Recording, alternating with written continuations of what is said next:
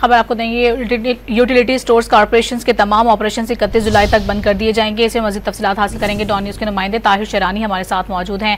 طاہر، کیا تفصیلات بتائیں گے مزید؟ جی، وزیر خزانہ کی زیر صدارت ایک اہم اجلاس ہوا ہے، کیونکہ وزیر اعظم کی جانب سے وزیر خزانہ کے سربراہی میں ایک کمیٹی تشکیل دی گئی ہے، جس کے مقصد یہ ہے کہ یوٹیلیٹی سٹورز کارپوریشن کی بندش اور اس کے ساتھ سے یوٹیلیٹی سٹورز کارپوریشن کی نجکاری اور جو VSS پلان ہے اس پر غور کرنا ہے۔ اجلاس کے دوران کمیٹی نے دیے گئے اہداف کی روشنی میں اب تک کی پیش رفت کا جائزہ لیا گیا اور آئندہ کے لائحہ عمل پر تفصیلی مشاورت کی گئی۔ اجلاس میں اس بات کا اعادہ کیا گیا کہ حکومتی فیصلے کے مطابق یوٹیلیٹی سٹورز کارپوریشن کے تمام آپریشن 31 جولائی 2025 تک بند کر دیے جائیں گے۔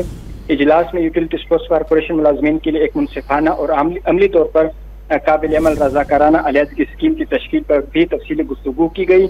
کمیٹی نے تجویز دی کہ یوٹیلیٹی سٹورز کارپوریشن کے آپریشن سے متعلق نجکاری یا سجات کے فروغ کے امکانات اور صاف کا جائزہ لینے کے لیے نجکاری کمیشن سے مشاورت کی جائے۔ اجلاس کے دوران وزیر خزانہ نے اسٹیبلشمنٹ ڈویژن کے سیکٹری کی سربراہی میں ایک ذیلی کمیٹی بھی تشکیل دی، جس میں وزارت خزانہ اور وزارت صنعت و پیداوار کے نمائندے بھی شامل ہوں گے۔